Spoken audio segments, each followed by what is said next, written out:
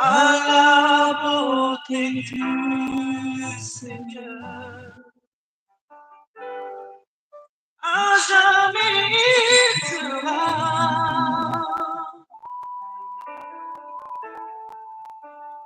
agneau sur le trône.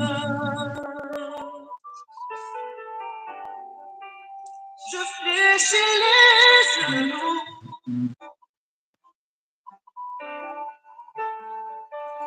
pour t'adorer toi seul.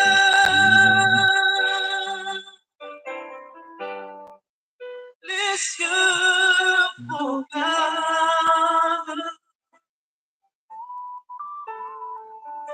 la gloire de ressuscité. Rien n'est égal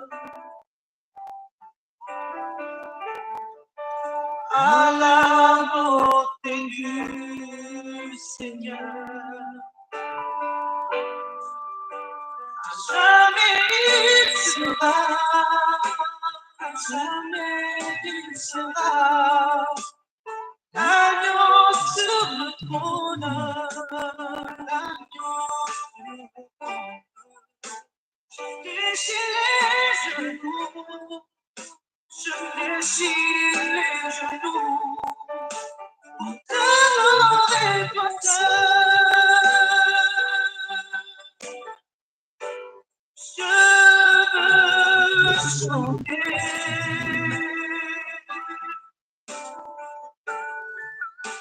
la gloire du ressuscité.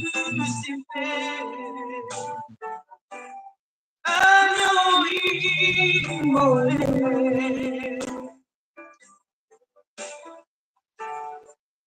nous a rachetés.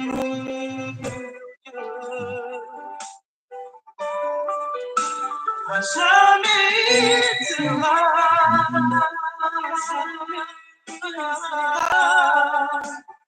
l'agneau sur le trône. Je fléchis les genoux, je fléchis les genoux pour t'adorer toi seul.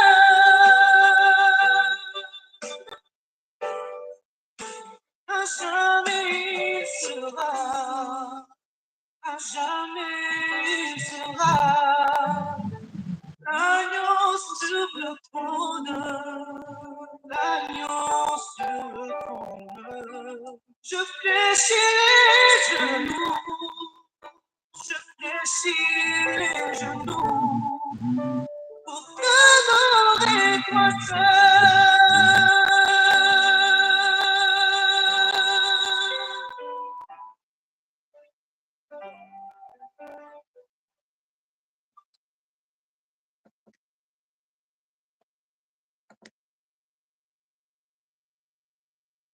Alleluia. Mbola faly miarabanareo amin'ny anaran'i Jesosy Tompo izay menada anio asabotsy 17 ny volana Novambra 2023. Ry ava malalao Tompo, tonga indray ny fotoana iarahantsika hivavaka eto dia nare ianareo ny amin'ny hira teo. Hira izay nenontsika teo efa fiderana sady an'Andriamanitra izany ary koa amperitreritra antsika satria ho avy Jesosy. ahoana no ataontsika rehefa tonga ny tompo andohalika eo anatrehany isika, satria na any an-danitra zao dia fety ny amin'ny ireo izay efa tafiditra any. Isika koa ve tompoko ho tafiditra any? Tokony efa hiaina ny fiainan-danitra isika dia ny mbola ity. Na dia andohalika ara isika, hivavaka ary isika, nefa mbola miaina ao anatin'ny ota ihany, dia tsy ho tafiditra any an-danitra. Ka anio tsika tompoko dia hibebaka amin'Andriamanitra isika, hivavaka aminy, mba tena rehefa mihira an'ilay hira teo isika ho an'izay mahay na koa ho an'izay te hihira hianatra an'izay hira izay dia enganie ka tena hoe hidiran'Andriamanitra ary ho vonina ho tonga any an-danitra. Alohantsika hibebaka andohalika hitondra ny tenantsika tsiraray avy anatrehan'Andriamanitra, dia nangataka teny tamin'ny tompo teo hoe inona tompo ny teny hovakinay ho entina zany amin'izao fibebahana izao. Dia vao nanokatra aho dia tao amin'ny bokin'ny Isaia, andao hovakintsika ny teny dia rehefa avy eo isika dia andohalika hivavaka. Isaia toko voalohany no nomeny tompo. Dia ho raisintsika ny eo amin'ny 120 ka hatramin'ny 130 farany izany. Dia miangavy ianao aho hiaino tsara ny tenin'Andriamanitra. Raha misy baiboly moa ny eo akaikinao any aminao dia afaka koa ianao mandray. Isaia toko voalohany 120 ka hatramin'ny 130. Esaïe chapitre 1 verset 21 à 31. Hovakintsika ny teny amin'ny anaran'i Jesosy Tompo. Dia oka isika tsiraray avy hatsapa ny amin'ny momba ny amin'ny tenantsika tsiraray avy. Dia ao aorianan'izay isika dia hibebaka, ary ao aorian'ny fibebahana zany dia angataka ny fanahy masina. Dia ao aorianan'izay ny mpanompon'Andriamanitra no hitondra ny teny izay efa napetraky ny fanahy masina taminy ho antsika tsiraray avy anio. Oka isika raha ohatra ka vonina ianao mandray kahie sy stylo satria azahoantsika hery ary ho fampianaranao antsika koa ny teny izay omeny tompo antsika. Isaia toko voalohany 120 hovakintsika izany amin'ny anaran'i Jesosy Tompo. Indrisy tonga janga ity tanàna mahatoky, feno ny rariny izy teo aloha, sady ny toeran'ny fahamarinana, fa ankehitriny kosa dia mpamono olona no ao aminy. Tonga taindrendrika ny volafotsinao, voatsatso tamin'ny rano ny divainao. Ireo lehibeinao dia mpikomy sady namany mpangalatra, samy tia kolikoly sy fatrapitia tambitamby avokoa izy rehetra. Tsy mba omeny rariny ny kamboty, ary tsy avelany hoentina eo aminy ny adiny mpitondra-tena. Noho izany dia hoy ny Tompo, Andriamanitra tompon'izao rehetra izao, ilay mahery ny Israely: amely ny mpanohitra ay aho, ary amalifaty ny fahavalo. Amerina ny tanako ho aminao indray aho, ka hodioviko amin'ny sirahazo ianao. Ahafahany taindrendrikao anao, esoriko ny firaka rehetra aminao, ary ampodiko ho toy ny teo aloha ny mpitsaranao, ary ho toy ny tamin'ny voalohany ny mpanolontsainanao. Rehefa afaka izany, ianao dia antsoina hoe tanàna ny fahamarinana, tanàna mahatoky. Avotana amin'ny fitsarana izy io, ary izay miverina ao dia avotana amin'ny fahamarinana. Samy haringana avokoa ny mpikomy sy ny mpanota. Eny, ho lany rivotra izay mahafoy ny Tompo. fa azo enatra ianareo noho ny amin'ny azo terembita izay nifalianareo, ary angaiay ianareo noho ny amin'ny sa izay nofidinareo, fa ho tahaka ny azo terembita malazo ravina ianareo, sady ho tahaka ny sa tsy misy rano. Ny mahery dia ho tahaka ny voavoa, ny asany dia ho tahaka ny kilalaon'afo, hiaraka hirehitra izy rotonta, ary tsy hisy amono ny afo. Amen. Ry havana io teny io dia tanàna no ambarany eto, izany hoe tena hoe firenena ray manontolo zany. Fa ny fanahy masina mpafantatra ahy amin'ny teny io anio fa isika isam-batan'olona, satria isika isam-batan'olona no tempolin'Andriamanitra. Isika tsiraray avy no hodiovin'ny tompo raha anaiky isika, eo amin'ny 5:20. Satria tamin'izaho nanokatra ny tenin'Andriamanitra tonga dia teo amin'ny 5:20 no hita izany. Izany hoe noraisiko ny tarehy amin'ny nanomboka tarehy amin'ny 1:20. Fa ny tiany tompo ambara dia tsy ny tanàna na ny firenena no ambarany, satria isika efa mitondra vavaka ho an'ny firenentsika, ary efa mitondra bavaka an'izao tontolo izao. Fa isika isam-batan'olona no tiany fanahy masina ambara eto, satria ny isam-batan'olona no hotsaraina eo anatrehan'Andriamanitra. Tsy afaka hitondra ny eloko ny olona tsiraray avy isika, mivavaka ho an'ny tsiraray avy, fa tsy afaka mitondra ny eloko ny olona hafa isika. Izay zany no hibebahantsika anio, hitondra ny fahotantsika isika, hivavaka ho an'ny hafa koa isika, mba hiverina amin'ny tompo izy ireo. Fa isika tsiraray avy raha hiverina amin'ny tompo dia hodiovi ny tompo amin'ny sira azo. Zany tena hoe tena ho fotsiany tompo mihitsy zany ny lotontsika zany raha miverina aminy isika, mba hadio mangatsakatsaka isika isam-batan'olona.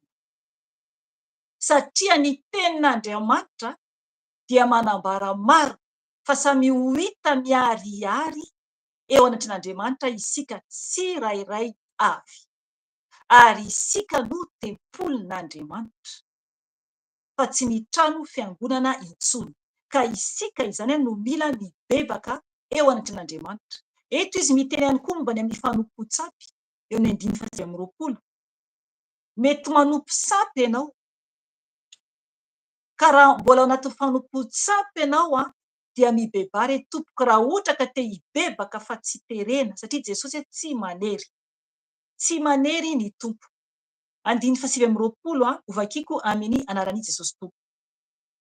Fa azo enatra ianareo noho ny amin'ny azo terembita izay nifalianareo, ary angaiay ianareo noho ny amin'ny sa izay nofidinareo, fa ho tahaka ny azo terembita malazo ravina ianareo. Tena olona mihitsy no ambarany tompo eto. Sady ho tahaka ny sa tsy misy rano.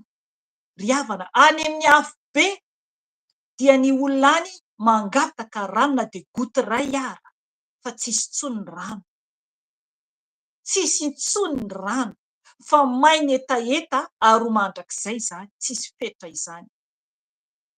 Oka isika hibebaka, hitondra ny fahotantsika eo anatrehan'ny tompo, eo anatrehan'ny tompo. 9:30. Ny mahery dia ny mahery dia ho tahaka ny voavoa, ny asany dia ho tahaka ny kilalaon'afo, hiaraka hirehitra izy rotonta, ary tsy hisy amono ny afo. Amen. Io zany le afo be io, na dia hoe milaza hoe mahery be tahaka ny inona, dia tahaka ny vovoa. Hitantsika fa tena hoe malemilemy ny vovoa, dia ho tahaka n'izany zany, tsisy hery intsony.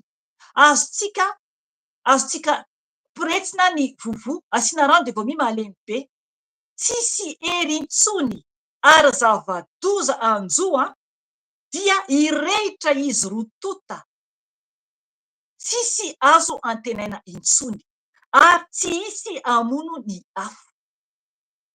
Ny afo any amin'ny afo be dia tsy azo ovonoina. Ry havana andao tsika hibebaka amin'ny tompo. Tsy haiko ny ota izay mbola iainanao, izaho no malala ny mombay, ny tompo malala ny momba antsika tsiraray avy.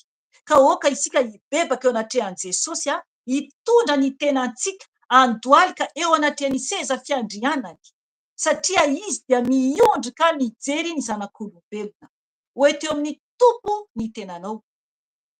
Oka isika tena hibebaka tokoa amin'ny fahamarinana sy ny fahamasinana, satria ny tompo dia tsy hainontsika raha ohatra ka mivavaka isika nefany tsy anatin'ny fontsika tanteraka ny bebahantsika, satria ny tompo dia tsy mihaino ny mpanota. Ka andao tsika hivavaka, andohalika, angataka amin'ny tompo mba hamindrany fo amintsika ary mba hanasany tompo amintsika amin'ny rany. Andohalika isika tompo. Raha afaka mandohalika ianao, fa raha tsy afaka mandohalika ianao ka marary, dia ny tompo no mahita. Izahay tsy mahita anao amin'ny toerana izay misy anao, fa Jesosy no mahita anao n'aiza n'aiza misy anao. Eto eo amin'ny Jesosy ny tenanao tompo. Mivavaka isika tompo. Jesosy tompo, indreto izahay Jesosy, mandohalika eo anatrehanao. Miantso ny anaranao Jesosy, satria mpanota izahay. Mpanota tsy mendrika izahay tompo, nefa ny mbola namindranao fo.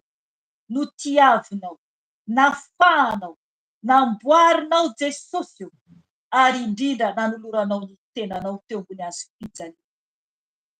Jesosy, ny ranao ny tete, ny tenanao nomboina noho ny fahotanay tsiraray avy. Tompo malala ity aho, mitondra ny tenako eo anatrehanao, mitondra ny mombahay eo anatrehanao. Tompo, anoko ny olonao maro Jesosy amin'ny fotoana izay nohon'izy ireo ny video. Ka raha efa mibebaka eo aminao izy tompo, mangataka famindram-po Jesosy eo, dia oka ianao no hiaino azy, oka ianao no hanafaka azy Jesosy, satria ianao dia Andriamanitra mpanafaka, Andriamanitra mpanadio, Andriamanitra mpamonjy anao Jesosy, ary tsisy toanao. Jesosy tompo, tsy mihaino ny mpanota ianao, ka na dia na inona ataonay, na manao soa izahay, na mikarakara olona izahay, nefa izay dia manota, dia tsy mihaino anay ianao. Ianao tompo ny teny tao amin'ny teninao Jesosy, fa ianao anadio anay amin'ny sira azo Jesosy. Tahaka ny amin'ny sira azo Jesosy eo, anadiovanao anay, anafanao ny lotonay rehetra Jesosy eo. Ka inty aho tompo, diovy amin'ny ranao Jesosy, diovy amin'ny ranao aho tompo. Ity aho mibabika eo anatrehanao, mifona Jesosy eo, ny amin'ny fisainako rehetra, ny amin'ny fisainako izay tsy mety eo anatrehanao. Diovy ny saiko tompo, adio. Mba adio Jesosy ho anao, mba hitoetra foana Jesosy eo, hisaina ny zavatra any ambony Jesosy, fa tsy ny zavatra etỳ antany. Satria tompo, ny nofinay Jesosy dia be fiasan-doha amin'izao fiainana mandalo izao. Ka mifona aminao aho Jesosy eo, ny amin'ny fieritkerehana, ny amin'ny fanahiana ny fiainana Jesosy eo. Ka oka ianao anadio ny saiko, oka ianao anadio ny saiko Jesosy, andinika mandrakariva Jesosy ny any aminao tompo, hibanjina anao, hibanjina ilay hazo fijaliana ny jalianao Jesosy, satria tompo efa vita ny famonjena, vita ny fanafahanao anay Jesosy. Ka misaotra anao Jesosy, misaotra anao Jesosy, tompo malala o, diovy Jesosy, diovy amin'ny ranao ny saiko, diovy amin'ny ranao Jesosy ny masoko. Tompo, sasao amin'ny ranao, ny ranao masina Jesosy, no angatahako tompo, anadio ny masoko, anadio ny fijeriko. Diovy aho Jesosy eo, mba adio Jesosy, diovy Jesosy amin'ny ranao soa Jesosy ny masoko, diovy amin'ny ranao soa Jesosy eo, mba hijery amin'ny mpitiavana, mba hijery zava-tsoa Jesosy eo. Tompo malala o, Oka ianao amelanay, anadio anay, anafaka anay Jesosy. Sasao amin'ny ranao soa izay. Jesosy Tompo. Oka ianao Tompo anadio ny sofiko am'izay zavatra henoko tsy mendrika Jesosy teo anatrehanao. Maro Tompo ny zavatra henony sofinay. Tompo malala mare zavatra maro izay Jesosy. Na ny hira zao tontolo izao izany, na ny teny ratsy etseroa izany Jesosy. Tompo zavatra tsy manome ajanao izany. Jesosy ka miditra anatin'ny sofinay Jesosy. Eo amiko Jesosy ny teny zava-pona Jesosy izay tsy mendrika Jesosy. Tsy mendrika eo anatrehanao. Ka mandany fotoana, ka mifona Jesosy eo. Diovy amin'ny ranao soa ny sofiko Jesosy. Diovy amin'ny ranao soa Jesosy ny sofiko mba hadio Jesosy. Mila anao aho Tompo. Mila anao aho Jesosy eo. Oka ianao anadio ny sofinay tsiraray avy. Zanakao eran-tany Jesosy. Izay mibebaka aminao. Diovy izahay Tompo. Diovy amin'ny ranao Jesosy. Diovy amin'ny ranao Jesosy. Tompo malala ny vavanay. Ny vavako Jesosy eo. Ny vavanay Jesosy eo. Tompo malala ny lelanay. Ny lelanay miteniteny zavatra tsy araka ny sitraponao. Ny vavanay indraindray bete loatra Jesosy. Tafahoatra ny tokony ho ambary Jesosy. Tompo malala mifona aminao izay. Mifona aminao aho Jesosy eo. Diovy ny lelako. Diovy ny vavako Jesosy. Sasao amin'ny ranao soa Jesosy. Sasao amin'ny ranao Jesosy ny lelako Jesosy. Sasao amin'ny ranao Jesosy ny lelako. Satria Tompo anao manambara fa toy ny poizina ny lelanay. Toy ny poizina mahafaty ny lelanay. Ka sasao amin'ny ranao Jesosy. Sasao amin'ny ranao Jesosy mba hadio Jesosy ny lelanay.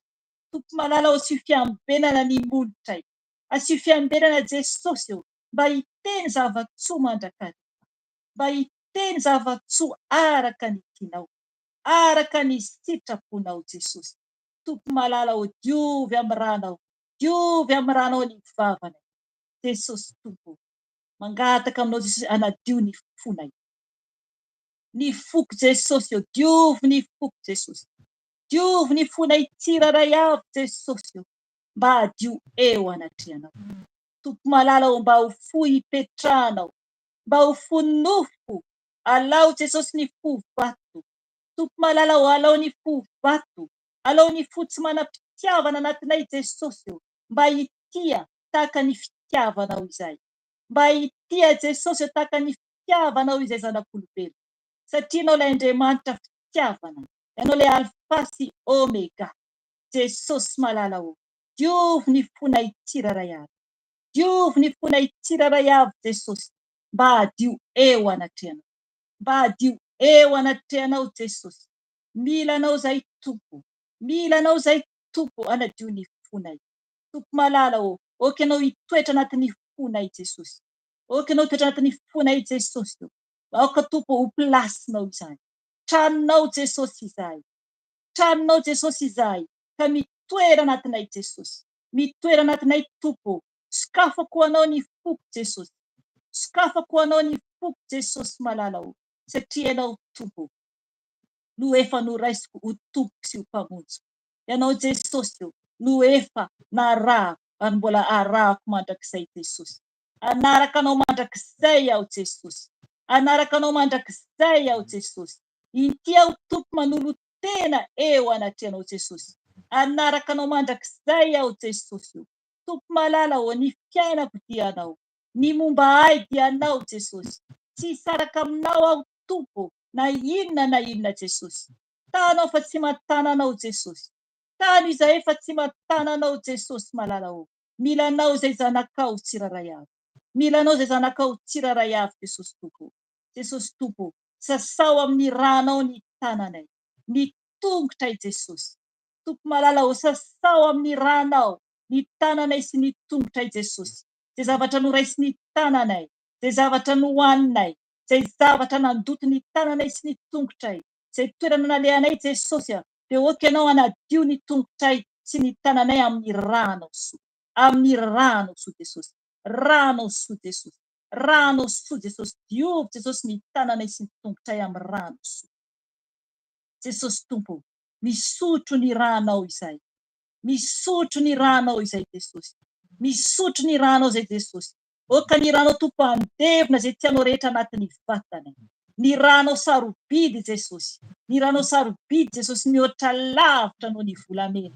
Misotro ny ranao izay Jesosy. Anadio Jesosy ny tenanay manontolo. Anadio Jesosy ny anatinay manontolo Jesosy. Ny fananay, ny tenanay anaty sy ivelany. Ny mombanay manontolo Jesosy eo.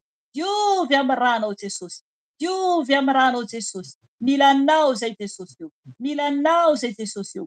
Diovy amin'ny ranao Jesosy. Ny ankonanay tiraray avy Jesosy. Zao groupe zao Jesosy. Diovy amin'ny ranao. Diovy amin'ny ranao. Ny zanakao eran-tany Jesosy eo. Diovy amin'ny ranao. Diovy amin'ny ranao Jesosy zanakao eran-tany Tompo. Sasao amin'ny ranao masina Jesosy. Ny zanakao eran-tany Jesosy Tompo. Mangataka aminao Jesosy. Ranao Jesosy. Ranao Jesosy. Ranao Jesosy ka andrafitra ny zanakao tsiraray avy eran-tany Jesosy. Misaotra anao Jesosy. Misaotra anao Jesosy. Izay marary Tompo. Okanao anadio amin'ny afinao. Amin'ny afinao Jesosy. Diovy Jesosy. Sitrano Jesosy izay marary Jesosy. Satria ianao no dokotera-panasitrana. Ianao no mpanafaka. Ianao no mirakla Jesosy. Ka okanao tompitrantsehatra. Anadio ny zanakao tsiraray avy. Anafaka ny zanakao tsiraray avy. Ny marary. Okanao anasitrana ny marary Jesosy. Tompo malala o milanao izay. Milanao izay. Misaotra anao Jesosy. Misaotra anao Jesosy. Fanay masino. Ianao le lehibe indrindra. Ianao le tsara indrindra fanay masino. Indreto izay fanay masino. Miantso anao. Miantso anao zay fanay ny ray. Ianao ilay anatinay. Ianao ilay miasa andro aman'alina. Ianao ilay tsy mba matory satria ianao ilay telo fa iray. Ianao ilay mampiambina anay foana andro aman'alina. Ianao ilay lioan-jota. Ianao ilay Andriamanitra mahery. Ianao ilay mitondra afatra ho anay mandrakariva mba hifoazanay. Mba hifoazanay. Mba hifoaza ny fananay. Mba hifoaza ny fananay miambina foana eo aminao.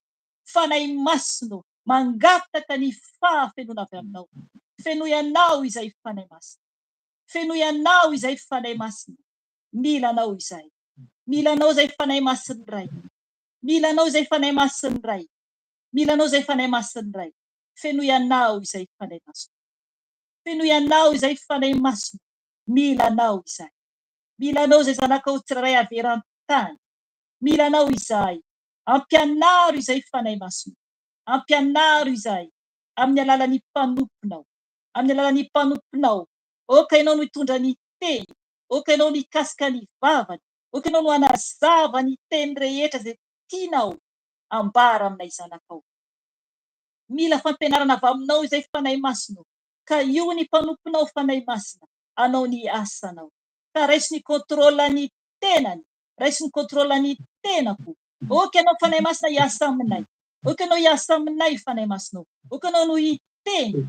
Ka izay teny rehetra tianao ambara. Dia oka hivoaka koa. Satria tianay ianao. Tianay ianao fanay masino. Ka milanao izay. Milanao izay fanay ny ray. Anambara izay tianao ambara aminay zanakao tsiraray avy. Eny fanay masino milanao izay. Fenoy anao izay. Amboary izay. Diovy izay. Sitrano izay fanay masino. Sitrano izay amboary izay. Misaotra anao fanay masino. Misaotra anao fanay masino. Hoy anao hoe tsy ampitoviko ny manompo ahy sy tsy manompo ahy. Efa teny nomenao alina izany.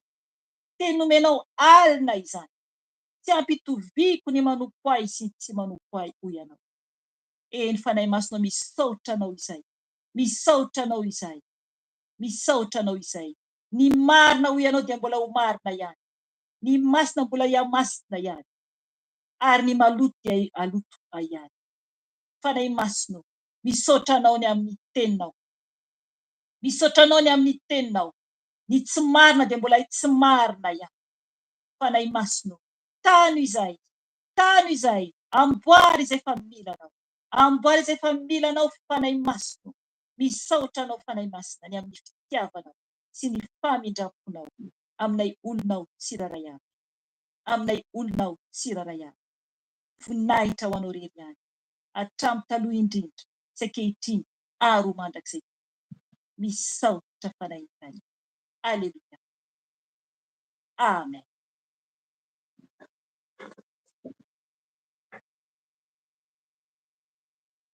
Amen. Aleluia. Misaotra ny tompontsika, misaotra fanahy masina isika ny amin'ny teny ny amin'ny vavaka izay nataontsika teo sorantsika ny tompo lehibe izany. Dia alohan'ny hitondrasan'ny mpanompo ny tompo ny ten'Andriamanitra zany dia hihaino hira anankiray tsika. Mino fa hainareo daholo angambany sy fahasokafa kely aloha le hira satria amin'ny ordi le izy afady dia afaka manaraka ianareo ny rany zanak'ondry latsaka hira FFPM 255 raha ohatra te hanokatra firana ianao ka anaraka ny hira zany. Alefantsika zany ny hira dia tonga dia manomboka mpanompon'Andriamanitra rehefa avy eo hitondra ny teny.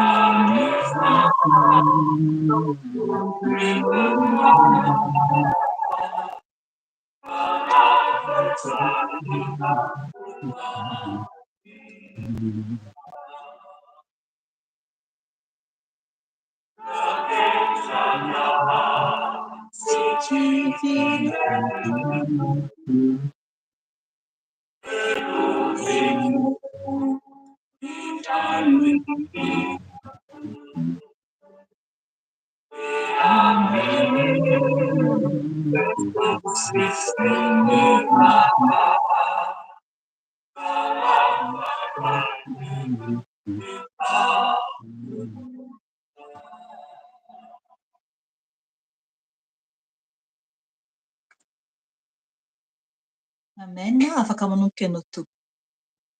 Amen.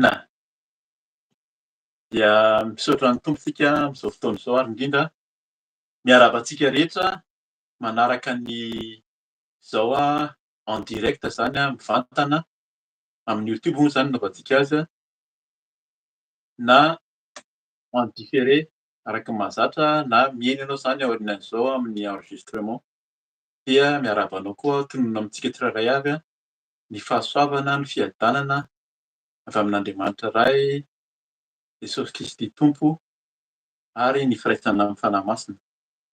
Dia misaotra ny tompontsika manafahany atsika sady tamin'ny nanadiovany atsika tamin'ny rany arak'ilay hira teo tokoa satria efa nodioviny rano zanak'ondry tsika dia mahasaha indray zany tsika manantona ny tompo. Izay ny tenen'ny tompo mandrakariva hoe mila manantona azy amin'ny mampanetreteny tsika satria raha tsy miendrika tsika dia tsy haino atsika ny tompo. Ny helokareo izy no hevitra mampisaraka anareo amiko ary zany koa izy tsy enoiko anareo tsy haviany soa aminareo ka dia zay mila ifonantsika mandrakariva satria gaga fa nahoana tsy mihaino vavaka ve le Andriamanitra ary ohatran'ny reraka ihany ahako amin'izany hoe fanarahana ny tompo izany satria ny fahotantsika ny heliko antsika zany mahatonga miezaka araky ny vavaka natao teo, miezaka manao asa fanompoana amin'ny endrika ety ivelany ary tsika nefa ny fontsika ny fanahintsika lavitra an'Andriamanitra dia tsy tonga ilay famindram-po satria famindram-po tena ataon'ny tompo amintsika de le famindram-po zany le fahasoavana zay omeny antsika. Le fahasoavana io de araka ny tenenina foana fa hoe tsy le fahasoavana de hoe lasa mpanan-karena be de lasa mahita fahagagana tampoka eo foana fa tena manana fiadanam-po ianao miaraka amin'ny tompo ary manana fanantenana fa ho raisin'i Jesosy raha tonga izy amin'izao fotoana izao ary manantena koa fa tafiditra any an-danitra amin'ny fotoana hidirantsika any an-danitra zany de zay no manantsika mandrakariva, miomantsika mba ho tafiditra any an-danitra mba tsy ho tsika indray zany no lavina. Alohan'ny hizarantsika ny tenin'Andriamanitra efa nomeny tompo, nomeny fanahy masina misaotra ny tompo satria araka ny teny famizarana foana hoe rehefa tonga ny tapitra androany zany vita ny fotoana satria manao mivantana isaky ny sabotsy efa mangataka amin'ny tompo indray zany, mangataka ny fanahy masina. Inona indray moa zany no teny tian'ny tompo hazavaina de betsaka ny teny mandalo ao an-tsaina, betsaka ny zavatra tokony hoe ty mba tiako zaraina, ty mahafinaritra ty teny ty fa rehefa tonga zany ny tenin'ny tompo de zay no arahana de isaorana ny tompo fa omaly zany no nanomezany an'io teny io hoe ao amin'ny Apokalipsy toko 12 afaka miomana sady tsika alohan'ny ivavahantsika foy zany hametrahantsika ny tenin'Andriamanitra. Apokalipsy toko 12 raisintsika fotsiny aloha ny 12 fa ho vakiana ihany ny eo aloha avy eo dia hivavaka zany tsika hametrahantsika ny tenin'Andriamanitra tompoko. Eny le Andriamanitra ray, ianao tokoa le any an-danitra mahita ny miafina rehetra, mahita ny ao am-po tsy miloaka ary ianao le Andriamanitra nahary zao rehetra zao, tompon'ny fahefana rehetra hatrany an-danitra ka hatraty an-tany. Tsy miova ianao hatramin'ny taloha, ankehitriny ary mandrakizay ianao ny voalohany ary farany, ianao no alpha sy omega, ianao le Andriamanitra ivavahanay, ianao no Andriamanitra nitsotonay ankehitriny ka dia midina manatrehana anay tsirairay avy ary indrindra misaotra anao zay no niraha ny zanakao tokoa araky ny iranay teo, araky ny vavaka nataonay teo tompo fa ny rahanao de ampy manadio, ny rahanao de mandory zay tianao rehetra, na ny aretina, na ny fahazaran-dratsy, na ny fomba ratsy, na ny tsy finoana indrindra de sasanao amin'ny rahanao zay ka dia faly zay fa voadio ny rahanao soa. Zany indrindra no asahiana indray hizara ny sitraponao, ianao no miteny ka dia tenena mandrakariva fa voninkazo hoe tompo satria araka ny teninao fa ao aminareo mandrakariva aho ary eo aminareo dia mitenena fa voninkazo izay mpanomponao amin'ny anaranao Jesosy Kristy. Alleloia, amen. Amen. De vakiana foy zany ny Apokalipsy toko 12 ny 12 aloha vakiantsika amin'ny anaran'i Jesosy. Noho izany dia mifalia ry lanitra sy anareo zay monina any, fa loza ho an'ny tany sy ny ranomasina kosa fa nidina ho any aminareo ny devoly amin'ny fahatezerana lehibe satria fantany fa kely sisa ny androny. Averika any zany mba hipetraka tsara anatintsika lisy vakiako amin'ny anaran'i Jesosy. Noho izany dia mifalia ry lanitra sy anareo zay monina any, fa loza ho an'ny tany sy ny ranomasina kosa fa nareo ny devoly amin'ny fahatezerana lehibe satria fantany fa kely sisa ny androny. Amen. Eto dia nieritseritra ihany hoe inona moa zany mety hoe asiana lohateny ve zany rehefa hizaran'le ten'Andriamanitra fa ny fanahy masina no niteny teo hoe teny tonga ihany, teny fanahy masina tonga hoe ataoko samy hafa hoy izy, hitan'ny olona mahasamy hafa ny manompo sy ny tsy manompo. Zay zany lohateny zay omeny fanahy masina teo de raisintsika zany. Inona moa ny dikan'izany? Hoe hitan'ny olona zany ary tena samy hafa. Ho antsika izay manompo, ny dikan'ilay manompo hoe tena hoe olona manara-dia an'i Jesosy de tena manao ny didiny, manaiky ny didiny dia ho hitan'ny olona hoy izy, ataony ho hitan'ny olona Zany hoe tena hitan'ny olona eny ivelany eny mihitsy zany ny manompo sy ny tsy manompo. Dikan'izany misy zany ny manompo, misy ny tsy manompo, misy ny mety hoe manompo fotsiny, manomponompo azo tenenina ohatr'izany fa tsy tena manompo, dia misy ny tena manompo ihany koa. Nefa hitan'ny olona mahasamihafa anazy hozy izy le fahasamihafana dia arak'ilay teny teo. Tsy le hoe lasa mpanan-karena be dia lasa natanjaka be izy, na hoe lasa misy zavatra be da be fahagagana. Mety vitan'ny tompo zany, asehony zany amin'ny fiainantsika fa ny tena le mahasamihafa anazy dia hitan'ny olona mihitsy hoe tena misy Jesosy Kristy, misy fanahy masina any amin'iny olona iny. Na ny olona mijery eny an-dalana eny na amin'ny fiarahamonina, indrindra fa zay ny amin'ny fiarahamonina dia mahita amin'ny fiainantsika fa Jesosy ny ao anatintsika. Zay zany mila ho hitan'ny olona mihitsy zay. Zay ilay mila ho hitan'ny olona mihitsy mahasamihafa hoe raha mandalo eny ianao na miresaka amin'ny olona dia fantatry ny olona. Za moa zany hoe ny anarako mahafantatra ihany hoe evangelista Erika ny fiantsoana anahy eto, fa Erika moa zany ny fahafantaran'ny olona anahy. Fa rehefa miteny ianao zany hoe iza moa zany Erika zany dia tokony fantatry ny olona hoe ohatra ny ahoana ny toetrany, ohatra ny ahoana ny fiainany. Fa zay zany le tsika mihitsy le ataony hoe ino moa tany hoe jiro. Nareo ozy izy no jiro, nareo koa no sira. Hitan'ny olona eny mihitsy zany le fahazavana. Hitan'ny olona eny amin'ny fiainantsika eny le sira. Tsy midika zany hoe olona tena tanteraka ianao na tena hoe mahery be, fa hitan'ny olona mihitsy mahasamihafa azy ozy izy dia zay koa nangatantsika amin'ny tompo. Zay mihitsy ny tena nangatantsika mba haingany hoe tompo angatahantsika mihitsy hoe Jesosy aseho amin'ny olona fa manompo anao. Dia ny dikan'izay ihany koa raha ohatra zany misy tsika ao anatin'ny fanompoana, ao anatin'ny araka ny toriana mandrakariva eto hoe mandeha amin'ny fahamarinana tsika, mandeha amin'ny fahamasinana, kanefa tsy miseho ny voninahitr'Andriamanitra, dia midika izany hoe Andriamanitra ihany zany, ny tompo ihany no afa-baraka zany, satria ianao miezaka manao ny tenanao mandeha araka ny fahamasinana ary fantatrao mihitsy zany, kanefa tsy miseho ny voninahitr'Andriamanitra, dia hoe afa-baraka ve izy? Tsy hanara-baraka ny tenany zany izy. Tenin'i Jesosy, ny tenin'ny tompo mihitsy zany, tenin'Andriamanitra ao amin'ny baiboly hoe ny voninahitro tsy omeko ny hafa. Zany tena teniny zany, tsy omeny ny hafa ny voninahiny, fa izy Andriamanitra be voninahitra fa tsy omeny ny hafa fa omeny atsika. Zay ilay hoe taony samihafa ny manompo sy ny tsy manompo azy. Zay ohatran'ny hoe fanazavana amin'ilay lohateny. Eto zany dia mitohy ihany koa zany hoe efa nanomana ahako, satria nisy lohateny koa zany alohan'ilay nivoahan'ilay tenin'Andriamanitra teo dia nanomana hoe mampiseho, zany lohateny nomaniko, satria nisoratako izy ato hoe mampiseho ny tena mpanompo, mpianatra sy ny tsy izy, izao tenin'Andriamanitra izao. Hoe mampiseho ny tena mpanompo na mpianatra Kristy na izay tsy zany ilay tenin'Andriamanitra. Inona ilay izy mahatonga anazy hoe mampiseho? Satria inona ilay izy hoe vakiantsika sady aveantsika ihany izy amin'ny anaran'i Jesosy hoe noho izany dia mifalia ry lanitra sy anareo izay monina any. Zany reo le araka ny efa nisy fanazavana nampidirana ihany koa teo manasa anao aho. Eto zany dia manasa anao sady fa vao navoaka ny mpanompony eo zany Mama Felicia amin'ny vidéo amin'ny YouTube hoe rehefa samy nahazo an'io teny zany zay maly, dia izy nefa nomeny tompo fahitana sady ny amin'ilay hoe menarana ela, vao resahantsika io menarana io rehefa avy eo fa zay naseho an'ny tompo hoe iza ilay menarana, dia manasa anao zany maheno an'ilay vidéo.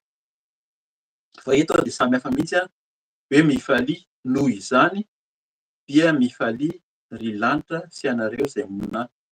Zany hoe misy olona zany efa miponina any an-danitra any dia tokony hifaly, zany hoe olona tena mpanara-dian'ny tompo ireo. Dia olona izay efa nanara-dia, nandeha tamin'ny fahamasinana dia efa tafiditra any an-danitra. Fa iza kosa ny ohatran'ny hoe ny olona mifanehitra any zany eo alohany eo zany mifanohitra amin'izay inona ny teneny eto hoe fanidina ho any amin'ny fahaloza. Zay misy tena mafy zany teny zany anaran'i Jesosy hoe fahaloza ho an'ny tany sy ny ranomasina kosa. Inona le loza ho an'ny tany? Dikan'izany ety amin'izao tontolo izao, tonga ety amin'izao tontolo izao zany le loza. Hatrany amin'ny ranomasina, fanidina ho any aminareo ny devoly. Zay zany ajamintsika kely fotsiny hoe midina any aminareo ny devoly. Io zany resahana foana hoe ny devoly, dia misy mieritreritra mihitsy hoe resaka fotsiny io. Fa tena zava-misy io amin'ny teny frantsay hoe tena réel. Fa tena misy io dia tany an-danitra tany ho vakiantsika izy rehefa avy eo aloha kely eo zany nidina tsara aminareo ny devoly amin'ny fahatezerana lehibe tezitra izy satria fantany fa kely sisa ny androny. Dikan'izany hoe kely sisa ny androny andro farany zao. Zay le tena hoe mitsipaka mihitsy izy zany araka ny fitenin'ny malagasy mahazatra hoe tena mitsipaka le devoly satria fantany fa kely sisa ny androny dia tonga amin'ny fahatezerana izy. De inona ny ataony? Ataony mihitsy zay ialan'ny olona tsy hanaradia azy azafady tsy hanaradian'Andriamanitra fa ho variana amin'izao fiainana izao na dia hitan'ny olona mihitsy efa fantatra mihitsy zany zao hoe fantatra mihitsy fa andro farany betsaka ny loza voajanahary, betsaka ny loza ataon'ny olombelona, ny ady, ny zavatra miseho rehetra fantatry ny olona zany fa mbola variana ny olona. Mbola variana amin'izao fiainana izao dia mitady izay hinanany ihany fa tsy mahafantatra hoe ahoana ny hiafaran'ny fanahiko ho any amin'ny elo, ho any amin'ny hafibe efa nisy fanazavana an'izay ve sa ho any an-danitra miaraka amin'ireo olona efa voafidy sa ho faty amin'ny fahatezeran'ny devoly etỳ an-tany ety. Zay zany dia ny fampidirana kely moa eto amin'ny andininy faharoa ambin'ny folo hoe noho izany dia mifalia noho izany dikan'izany ny zavatra nambarany teo aloha, le nambarany zany ho vakiantsika ny amin'ny andiny voalohany ka hatramin'ny faha 1 ambin'ny 10. Zay no nazavantsika anazy dia hanazavany fanahy-masina eo zany hoe inona ny tenin'ny tiany tompo amin'izany. Noho izany dia mifalia zany hoe ny zavatra lazaina zany teo aloha. Dia inona le zavatra nambara teo aloha vakiantsika amin'ny anaran'i Jesosy ny andiny voalohany ka hatramin'ny faha 1 ambin'ny 10. Ny Apokalipsy toko faha 12 zany andiny voalohany ka hatramin'ny faha 1 ambin'ny 10 amin'ny anaran'i Jesosy hoe ary nisy famantarana lehibe hita tany an-danitra dia vehivavy mitafy ny masoandro ary ny volana ny eo ambanin'ny tongony ary misy satroboninahitra kintana 12 amin'ny lohany. Bevoky izy ary mihetsi-jaza ka mitaraina satria marary fatratra efa hiteraka. Nisy famantarana hafa koa hita tany an-danitra ka indro nisy dragona mena lehibe manana loha 7 sy tandroka 10 ary misy diadema 7 amin'ny lohany.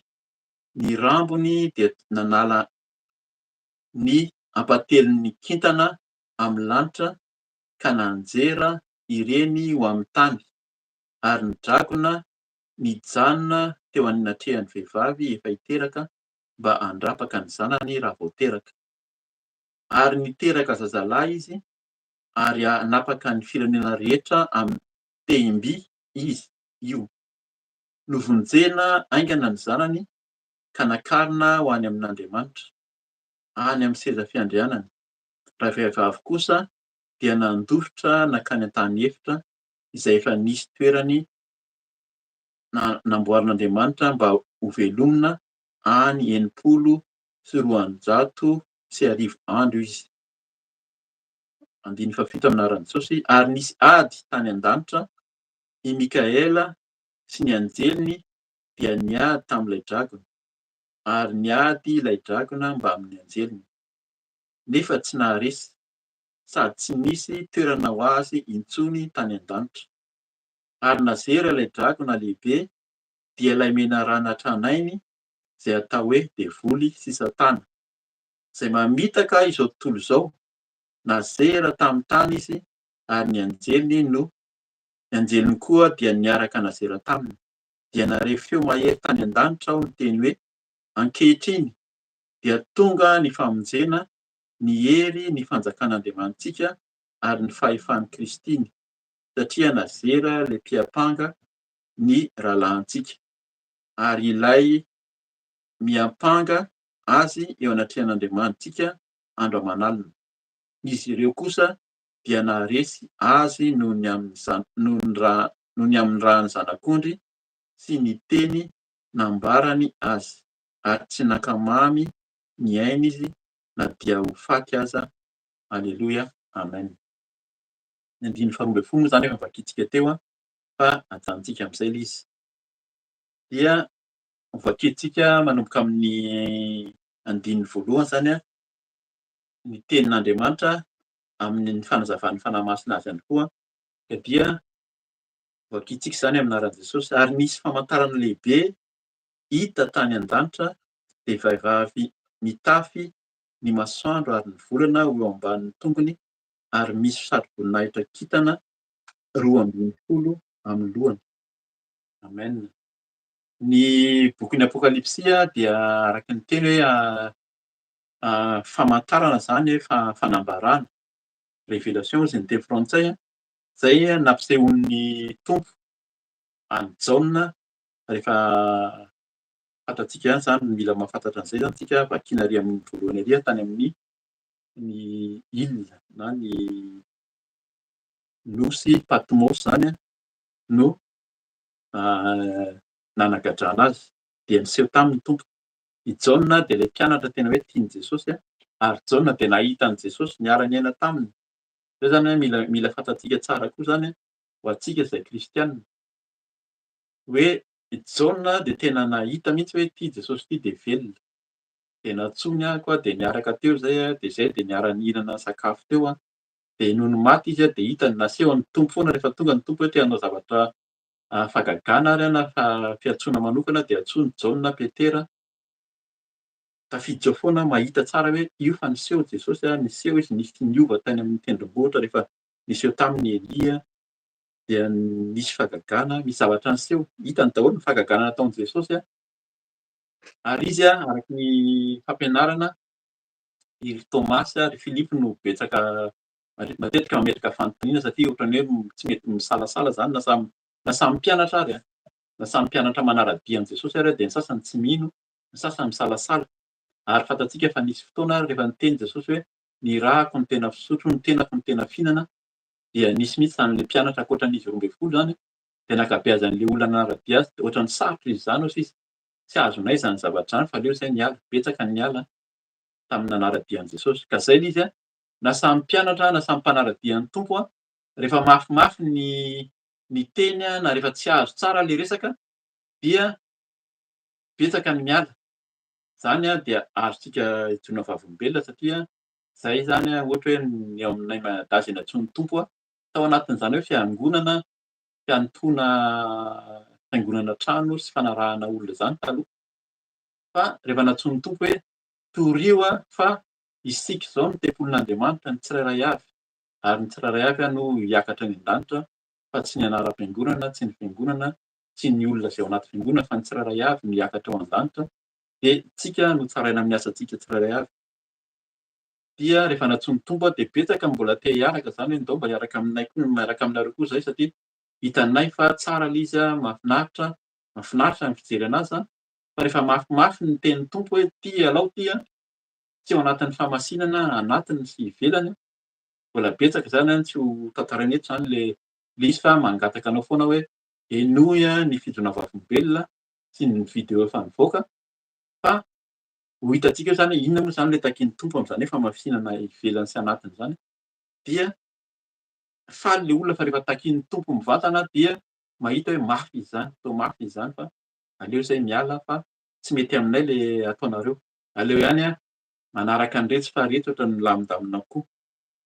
Ka izay zany araka ilay teny teo hoe i Jaona dia tena nahita mihitsy hoe Jesosy dia tena hitako mihitsy iny lasa niakatra any an-danitra iny dia niteny taminay mihitsy izy hoe iny ilay anjely niteny hoe iny ilay Jesosy izay lasa niakatra iny dia mbola tahaka ny nahitanareo azy ny iverenany. Dia nino an'izany izy dia nahita mihitsy dia natoky hatramin'ny farany ary izay no notoriany. Hoe izay zany mbola miditra ihany koa tsy hoe ao anaty fonosana fa mampirisika antsika koa hoe rehefa tena mahita an'i Jesosy, niza ny mifanena tamin'i Jesosy, ry Paoly, ry Stefana, tena nahita an'i Jesosy ireny ny olona maro zany no nahita an'Andriamanitra.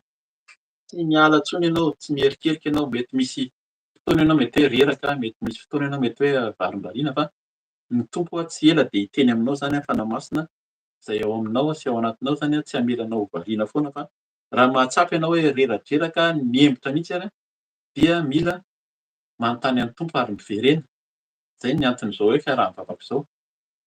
ny mbola hazavaina moa zany fa ny teny eto raha le hoe niady any an-danitra any zany niady mihitsy ny anjely sy ny Mikaela.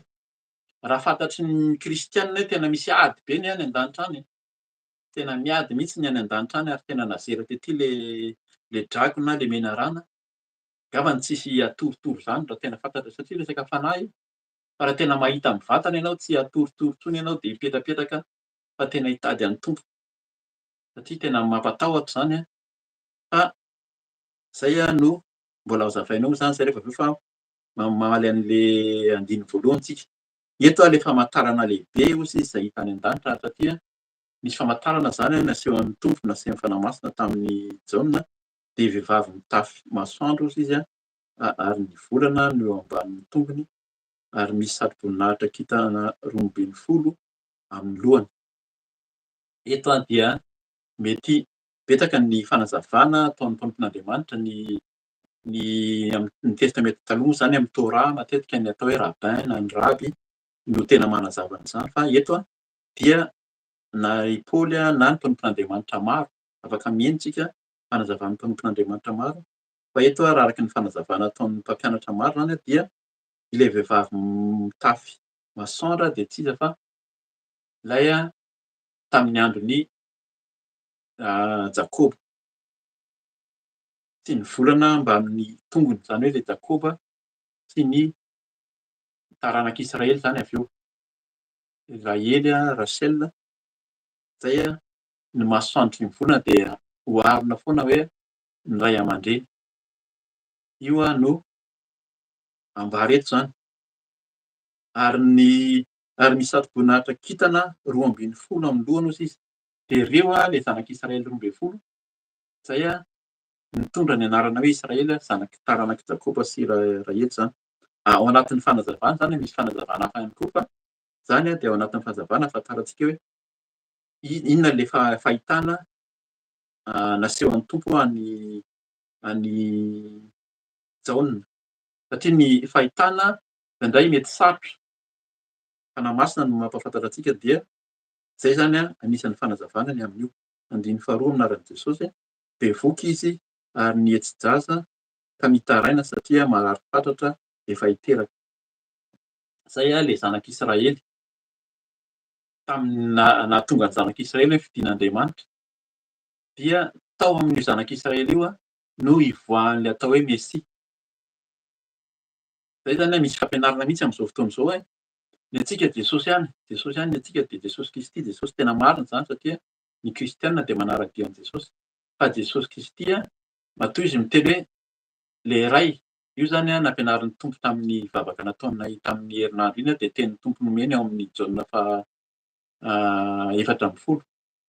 Jaona faha 7 de hoe izaho sy ny ray de iray ihany. Manazava foana izy ny ray masina. Ary na Jesosy any amin'ny Mateo izy de miteny hoe midira ao amin'ny efitrano mangina fa ny ray hamaly anao. De efa miteny izy nampianatra hoe ny vavaka nampianarin'ny tompo rainay izay any an-danitra zany hoe tena misy ray, zany hoe le izaho sy ny ray de iray ihany ary fanahy masina miaraka amin'izy ireo le telo fa iray. Fa misy fanazavana an'izany koa zany amin'ny vidéo. Dia hoe tena ny tompo dia Jesosy Kristy zany io le hiteraka satria avy ao amin'ny zanak'Israely avy ao amin'ny Israely eo nivoahan'ilay Mesia araka ny teniko teo de Jesosy Kristy zany. Dia zay le izy mafimafy ho an'ny zanak'Israely ny namoaka an'ilay Mesia tamin'ny Jesosy toa moa fantatsika fa nolaviny zareo zany ary fantatsika ny fijaliana na nahazo an'i Maria zany izay ny fidian'Andriamanitra manokana koa. Raha ny fidian'Andriamanitra Maria satria misy hoe vehivavy no mitondra ny fahaterahana olombelona dia nandalo tamin'izany izy. Fa tsy amin'izany araka ny teny hoe Jesosy Kristy ny lalana sy fahamarinana sy fiainana ozy izy. Fa tsy mivavaka amin'ny Maria tsika. Zay zany azo tenenina ihany koa. Manaja ny fidianan'ny tompo amin'ny Maria ary izy de tena faminany mihitsy ary satria ny fidian'ny tompo no tenenany fa tsy midika zany hoe ndao hivavaka amin'ny Maria tsika. Ndao hivavaka amin'ny olona zay sehoin'ny tompo rehetrarehetra koa de hivavahana. Fa Jesosy irery ihany ozy izy no ivavahantsika. Izy ihany anandolian'ny lohalika rehetra ozy izy zany koa tenin'Andriamanitra zany amin'ny anaran'i Jesosy. Ny andininy fahatelo zany amin'ny anaran'i Jesosy nisy famantarana hafa koa hita Tany an-danitra ka indro nisy dragona mena lehibe, manana loha fito sy tandroka fito ary misy diadema fito amin'ny lohany. Ny rambony dia nanala ny ampatelon'ny kintana amin'ny lanitra ka nanjera ireny amin'ny tany ary ny dragona nijanona teo anatrehan'ilay vehivavy efa hiteraka mba handrapaka ny zanany raha vao teraka. De arak'izay zany ilay fahitana, raha hiditra amin'ny antsipiriany moa zany tsika de ho lava araka le teny teo hoe inona daholo le hoe loha fito, tandroka fito, fa araka ny fantatsika dia ny fito sy ny isa folo de tena fahafenoana sy zavatra feno, zavatra tena zavatra ngeza be zany, zavatra hoe mampatahotra, hoe tany an-danitra tany izy hita tany an-danitra koa zany. Misy fahitana ihany koa izy hafa, zany hoe eo zany ilay fahitana an'ilay vehivavy hiteraka, de eo koa ilay dragona izay hita. Zay le miverina am'le hoe ataon'ny olona samihafa ny tena hoe zanak'Andriamanitra, ny hoe manompo sy ny tsy manompo. Zay zany hatrany an-danitra any de efa miseho sady. Ary io dia efa miseho tamin'ny Esau sy Jakôba. Mbola tany an-kibo reo de efa nisy hoe tia ho vidian'Andriamanitra, tia mandeha amin'ity lalana anankiray ity. Ka zany rehetrarehetra zany ahafantarantsika hoe misy lafiny roa, na tsika zany ao amin'ny tompo, na tsika tsy ao amin'ny tompo. Zay le any amin'ny Apokalipsy toko fahatelo any koa, any amin'ny fiangonan'ny Laodikia, hoe na ianao mafana na mangatsiaka, fa raha vao matimaty ianao de aleoka mivafa kosa izy. Zany rehetrarehetra zany mamporisika antsika hamaky ny tenin'Andriamanitra mba ho fantatsika zany le tenin'Andriamanitra.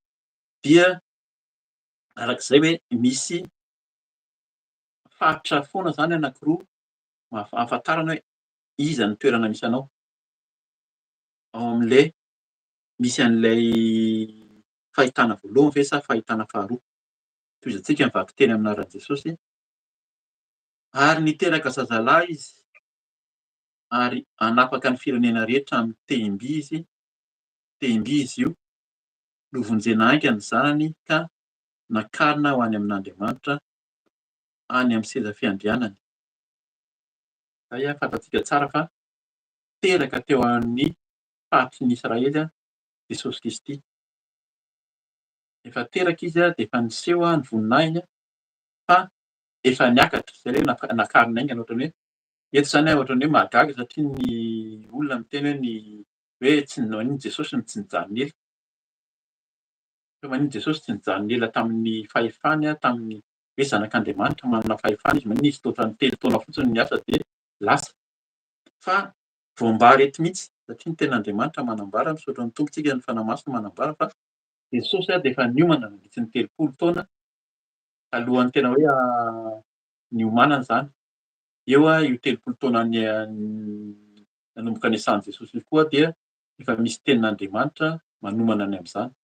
Fa ny zanak'Israely tamin'ny andron'ny Jiosy dia eo amin'ny 30 taona eo zany vao manomboka hoe manao ny asa ny lehilahy zany zay ny rahan'ny tompo ihany koa vao hosotra. Dia 3 taona izy no nanao ny asany, tena nampiseho ny voninahiny, dia lasa niakatra ho any an-danitra. Zay le teny eto amin'ny anaran'i Jesosy. Ary niteraka zazalahy izy, tonga Jesosy tetỳ amin'izao tontolo izao, ary hanapaka ny firenena rehetra amin'ny temby izy io. Zay le temby io zany ny tenin'ny tompo io, teny mahery, teny tena hoe zay le hoe teny mafy, teny tsy hoe teny bilibiloko.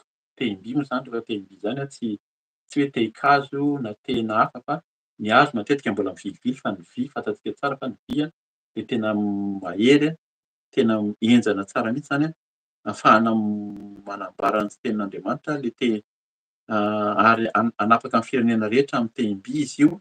Zany mety koa azo tenenina ihany koa hoe ny fanapahana amin'ny temby zany dia mitondra raha vao kapoka an'ilay temby fa tsy te hinaso dia mila mieritreritra ihany angamba antsika, atao hoe mampiomehy zany fa mafimafy ihany zany vao kapoky ny temby zany fa tena hoe mety ho atapaka ny taolana rary tokoa.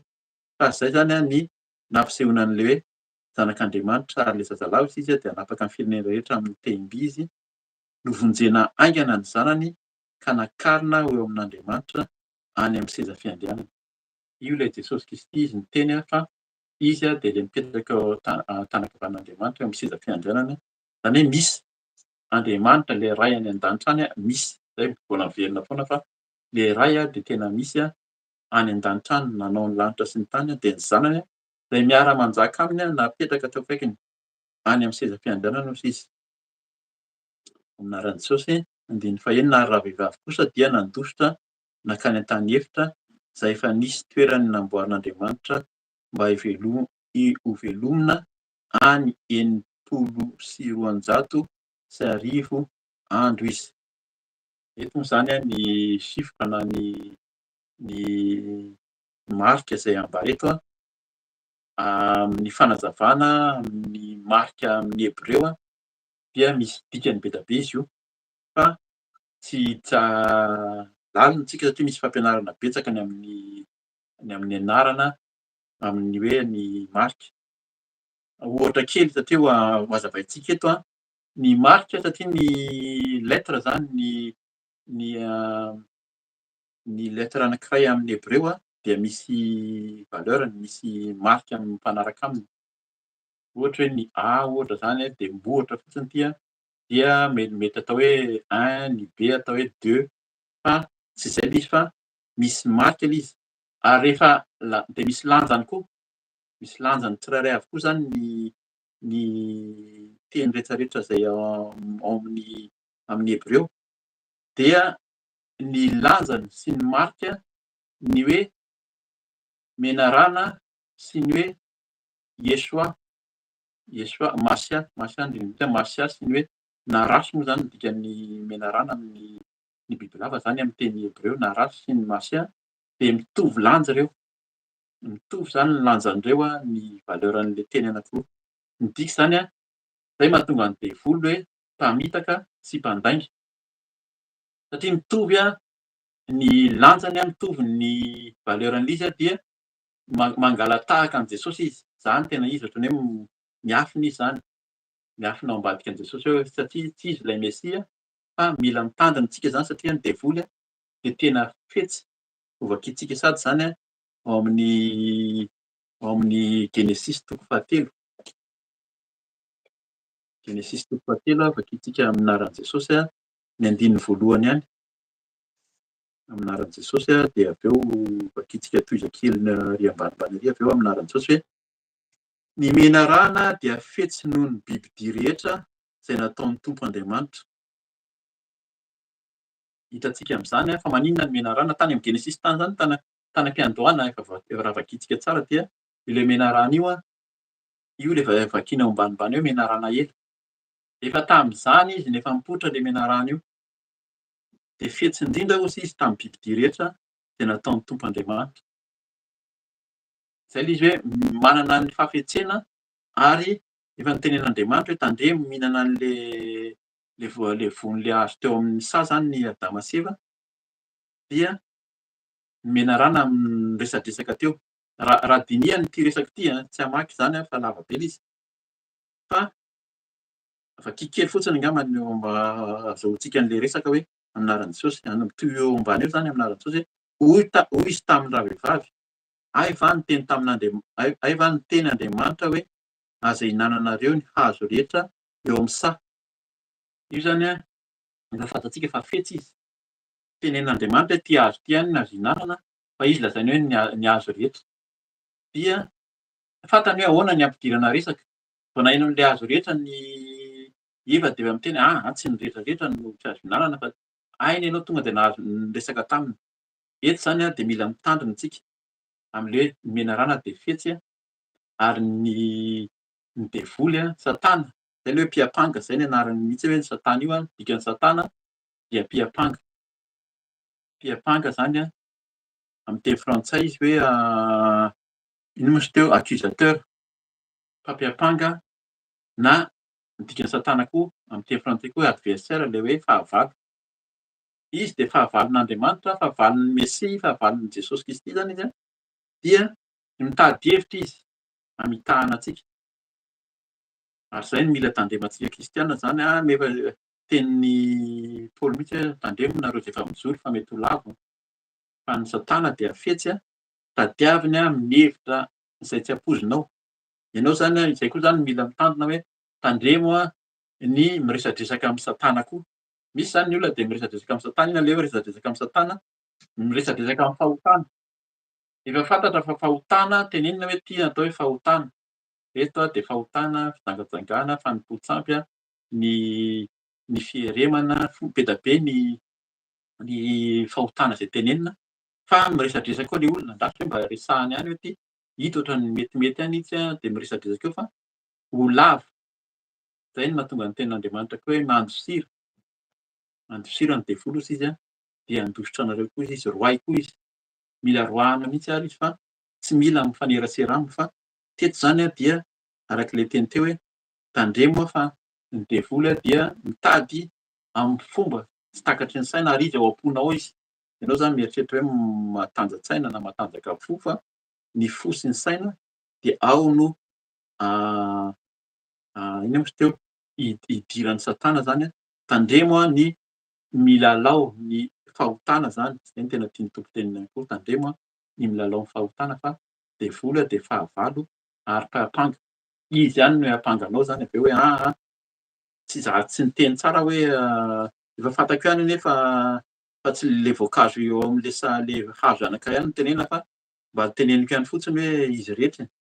Fa ataony izay hidiranao anatin'le resadresaka ao anatin'le fahotana fa ho laviny eo foana ianao.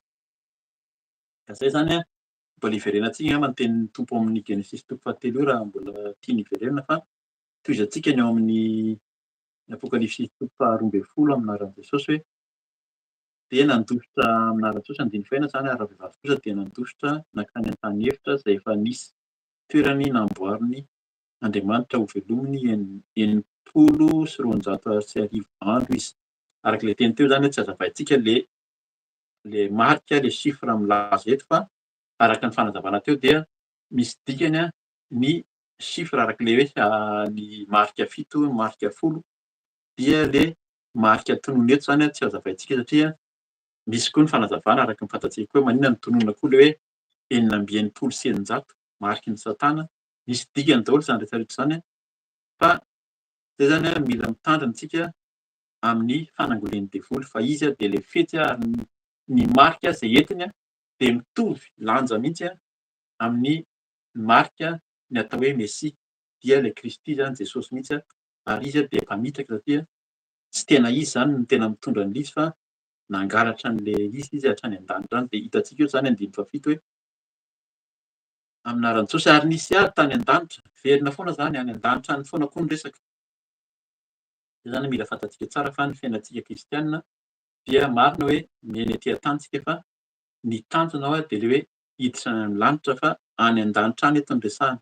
I Mikaela sy ny anjeliny dia niady tamin'ilay dragona ary niady ilay dragona ambanin'ny anjeliny nefa tsy naharesy sady tsy nisy toerana ho azy intsony tany an-danitra. Ary nazera ilay dragona lehibe dia ilay menarana tranainy izay atao hoe devoly sy Satana. Eto zany dia efa zavaina sady izay mamitaka izao tontolo izao nazera tamin'ny tany izy ary ny anjeliny koa dia niaraka nazera taminy. Amen. Mampatahotra zany arak'ilay teny teo raha fantatsika zany hoe misy Satana nazera etỳ amin'izao tontolo izao dia tsy hipetrapetraka tsika kristianina, tsy hatoritory. Misy dia tena kambo malaina rehefa antsoina hoe hivavaka.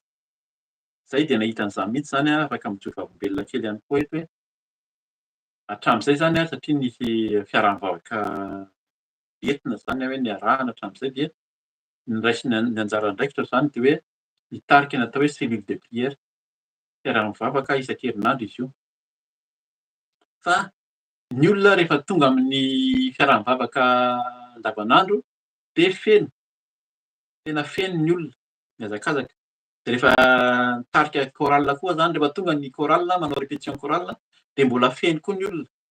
Tonga daholo ny ankizy andao hanao chorale hirahira. Fa rehefa tonga Ny hoe ndao hiaraka hivavaka am'le fil de prière hoe adiny iray isan-kerinandro fotsiny ary nangatany amin'olona fa tsisy olona tonga eo. Raha misy de misy eo ray sy roa.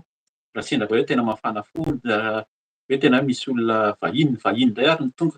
Raha misy olona avy any Madagasikara na avy any am'firenena hafa hoe misy fiaraham-mivavaka andavanandro kay ato fa tsy izay tsy afaka mandalo ny alahady, de tonga ny olona manatrika.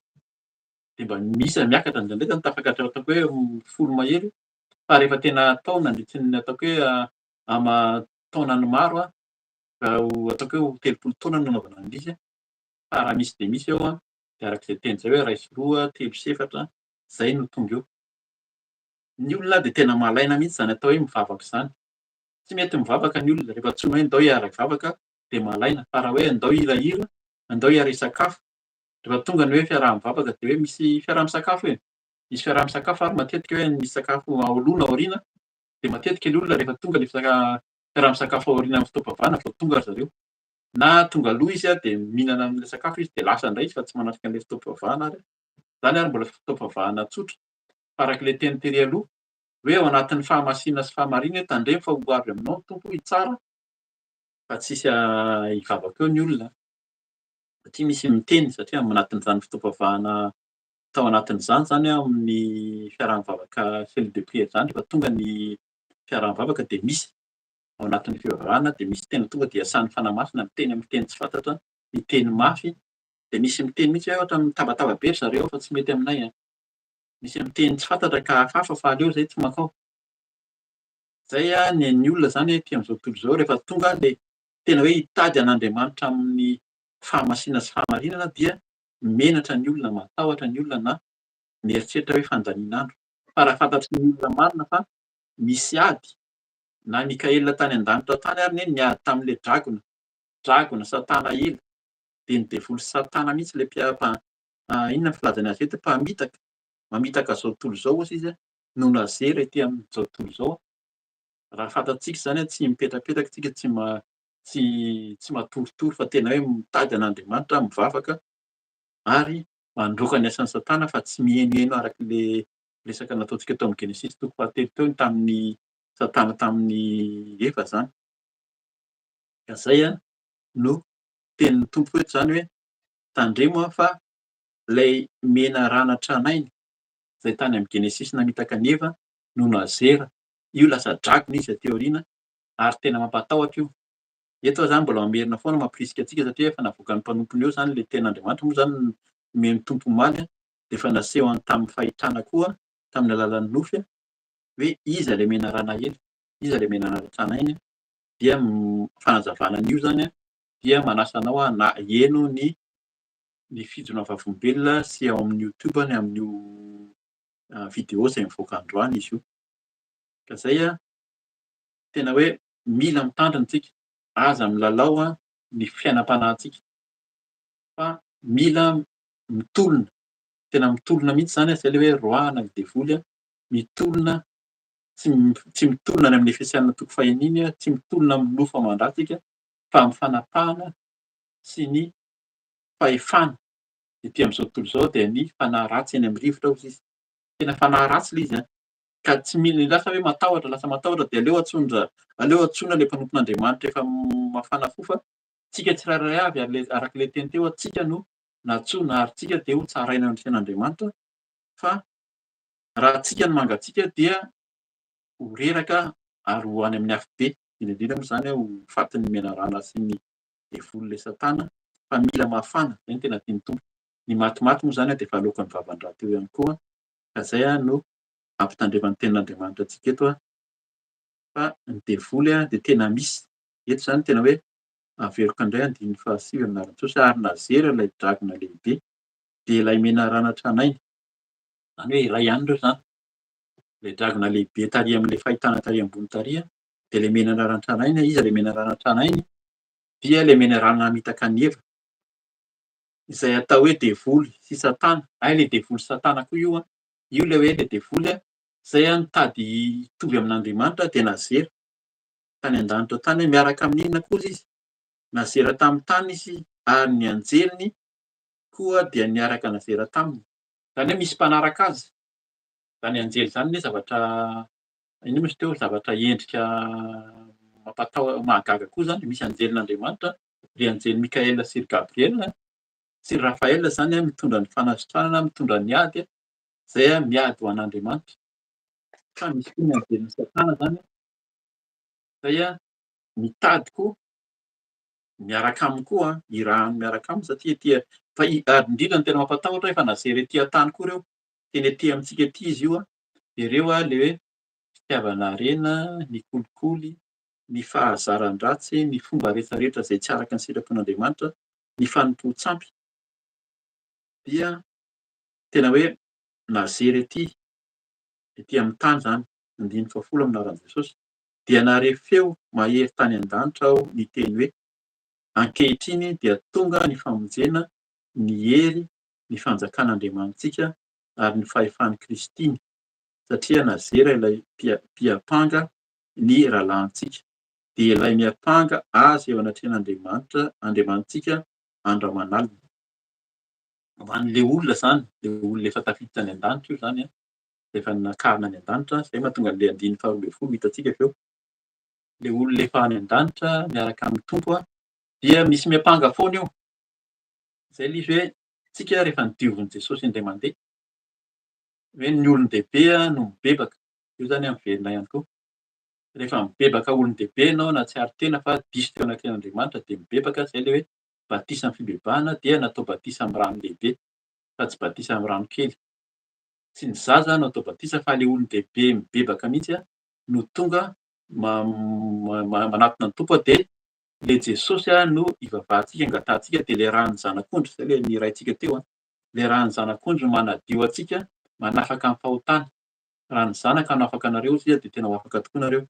Fa raha tsy miambina isika, hitantsika mihitsy fa tamin'ny teo aloha zany efa betsaka ny olona atao hoe nandeha tamin'ny famasinana famarina efa tafiditra ao an-danitra fa mbola tonga ihany ilay Satana miapanga, ianao tena zao, ianao tena zao.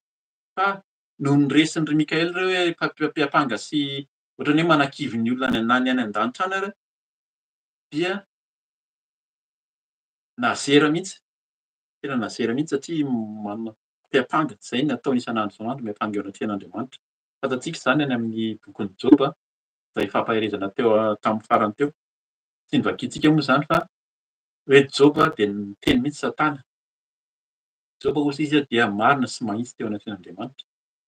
Io Satana hoe esory aminazy anie ny zavatra rehetrarehetra nomenao azy ireo dia hitanao tsara ny fahiodana aminao izy. Satana mihitsy no niteny an'izany teo anatrehan'Andriamanitra. Fa Andriamanitra no teny hoe tandremo ary aza solonao miaina. Dia izay zany misy zavatra miseho amin'ny fiainantsika. Izay zany misy fampianarana anankiray eto fa tsy handeha lavitra amin'izay tsika. Mandalo fahoriana ny kristianina.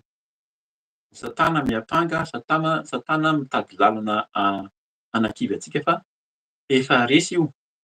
Efa resin'Andriamanitra io ary Jesosy Kristy nandresy izay ilay zazalahy izay teraka nanolotra ny ainy zany Jesosy Kristy ny rano teo amin'ny hazofijaliana no nandresy nanala ny asan'ny Satana rehetra. Indray mandeha monja hozy izy. Efa nisy fampianarana an'izay koa teto ilay fanatitra, ny fanatitra nataon'ny zanak'Israely teo aloha tamin'ny mpaminany hafa, ireo mpisolona hafa dia isan-taona dia tonga foana zareo mitondra fanatitra. Betsaka ny biby mivonona fa Jesosy indray mandeha monja nanolotra ny ainy teo amin'ny hazofijaliana sy ny rany dia ampy manadio antsika. Mila mino izany tsika. Fa raha tsy mino tsika dia ny Satana ihany nampiherikerika antsika isan'andro eo hafaingana. Miapanga anao foana izy. Ianao izao no nataonao teo alohako. Izao ny zavatra fiainanao io. Fa rehefa tena mibebaka teo anatrehan'ny tompontsika, natao batisa, nidiovin'ny tompo indray mandeha dia mino. Ilay hoe averina amin'ilay lohateny napetraka taria hoe ataony mihitsy ny mahasamihafa ho hitan'ny olona mahasamihafa manompo sy ny tsy manompo. Na eo ary ny fiampianganana ny olona manaratsy. Misy hoe tsy hoe Satana dia hoe ara-panahy fotsiny fa ny olona mihitsy manaratsy, ny ankonana, ny fianakaviana, mpiara-monina, indrindra moa izany ny mpiara-mivavaka ary dia tena manaratsy. Manenjika fa ny tompo no miady, efa nazery iny fa tsika dia mandresy. Mandresy izany no tian'ny tompo teneny hoe tandremo fa mpandresy tsika. Mandresy tsika andraso ny vakiana verina indray izy amin'ny anaran'i Jesosy 510. dia nare feo mahery tany an-danitra aho miteny hoe ankehitriny dia tonga ny famonjena. Zany hoe tena voavony zany efa tonga ny famonjena ankehitriny mpandeha zany tsika ny hery ny fanjakan'Andriamanitsika ary ny fahefan'ny Kristiny. Zany hoe izy zany le Kristy, io le Kristy moa zany amin'ny teny Grika dia hoe Kristy, fa amin'ny teny Hébreu hoe Masia na le antsoina hoe Mesia. Io le Kristy io le Masia io le Jesosy Kristy zany Yeshua Masia, zay efa notenenin'ny Tompo zany satria nazery ilay mpiapanga ny rahantsika hozy izy dia ilay miapanga azy eo anatrehan'Andriamanitsika andro aman'alina. Efa resy zany ny Satana fa miankina amintsika tsirairay avy. Hoe ho varimbariana ve, atorotoro ve, rehefa tsona ny fiaraha-mivavaka hivavaka sy hanantona ny Tompo dia variana. Za efa milamindamina ihany aty ohatran'ny tsy hitako izany fa ho avy ny Tompo ary efa nazery zay hiditra ao amin'ilay 2:12 tsika tena mampatahotra fa ho vakitra ny 2:1 aminaran'i Jesosy. Izy ireo kosa dia naharesy azy noho ny amin'ny rahan-janak'ondry sy ny teny nambarany azy. Zay ilay teny teo. Tenin'Andriamanitra zany noho ny rahan'ny zanak'ondry dia mandresitsika. Mila mino an'izany tsika. Io zany ilay rahan'ny zanak'ondry izay hoe manadio. Tena hoe manadio antsika tokoa, izay ilay angatantsika rehefa mibebaka. Ary ilay rahan'ny zanak'ondry io kosa izy dia afo mandoro, tena mandoro. Io ilay tena fisotro. Jesosy mihitsy miteny an'izany. Izay mahatonga antsika hoe maninona no atao ny fandraisana ny fanasan'ny Tompo rehefa mibebaka vita batisitsika dia manao an'io tsika. Io zany nataontsika eto amin'ny fiaraha-mivavaka isaky ny azo atao io arakaraka ny fomba fa tsika mba tsy hoe hasarotra azy dia napetraka hoe andao atao isaky ny ray mandeha isaky ny isam-bolana. Fa azontsika atao ny tsirairay avy io ianao no mahafantatra ny antson'ny Tompo fa io ilay rahan'ny zanak'ondry io sy ny teny nambarany azy. Io zany ilay hosotrotsika, ny rako ny tena fisotro ny teny nambarany azy io dia izy io fa Jesosy ihany io. Izy ilay teny tonga nofo. Any amin'ny Jaona voalohany ihany koa misy an'izany. Ilay Jesosy Kristy no teny tonga nofo. Hoe ilay teny nambarany azy hozy izy dia Jesosy ihany io ilay teny io. Ny rahany ihany ilay rahan'ny zanak'ondry zany hiorina tsara amin'ny finoantsika zany aza mierikerika mihitsy. Fa ny olona mampianatra zany tena izy. Za fa tonga koa za koa dia efa Jesosy koa hito. Aty misy Jesosy, ary misy Jesosy koa.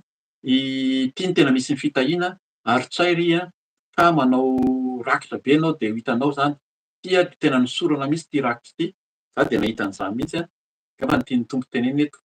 Manao any amin'ny fiaraha-mivavaka zany dia misy fiangonana dia miteny mihitsy hanao rakitra tsika, fanolorana dia atao ilay rakitra. Dia avy eo misy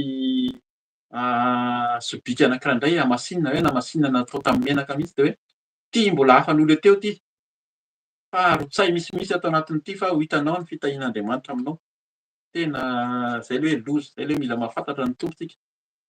Tsy ny fandrotrahantsika vola be zany na hoe ohatran'izay no afaka manao tsika. Tsy midika izany hoe tsy hanao fandrotrahanam-bola na hoe tsy hanao rakitra. Fa raha izany no heverinao idirany hoe fahasoavan'Andriamanitra satria indrindra moa ilay fitahiana zany izay ilay hoe évangile de prospérité ny hoe fitahiana dia ho vomaika ho tsarain'Andriamanitra amin'izay tsika. Ny olona manao an'izany moa zany efa tsarainy rahateo. Nampitandrina antsika zany maheno ny tenin'Andriamanitra eto. Dia vakiako avy akany ny 1:1 aminaran'i Jesosy. Izy ireo kosa dia naharesy ary noho ny amin'ny rahan'ny zanak'ondry sy ny teny nambarany azy ary tsy nakamamy ny ainy izy na dia ho faty aza. Izay zany ilay hoe rehefa tena hoe samy hafa ny manompo sy ny tsy manompo. Mafy ny fanompoana ary tsy misy hoe moramora zany fa mety handeha hatramin'ny aina. Fantatsika tsara ny mpianatra an'i Jesosy Kristy. Raha mahafantatsika hoe ahoana ny hafaran'ireo mpianatra ireo dia mieritreretsika hoe ho mafy izy zany fa aleo izay tsy hanaraka an'i Jesosy foana. Fa fantatsika fa raha mbola variantsika dia ilay dragona, ilay menarana ela izay efa nahezery aty amin'izao tontolo izao mbola hiandry koa. Dia inona ilay fiandrasana io zany ny afo be izay efa nazavain'ny mpanompony koa fa afo tsy mety maty io. Ilay vovoa teo, vovoa sy ny hoe ny afo. Hoe izay heverina fa hoe malemilemy, entiny malemilemy, tiany tsaratsara fa maivamaivana fa afo. mitondra antsika any amin'ny hafobe raha tsy mahay mitandrina antsika zany amin'ny fanarahana ny tompo. Dia vakiantsika ilay 12 teo amin'ny anaran'i Jesosy hoe noho izany dia mifalia ny lanitra sy anareo izay monina any.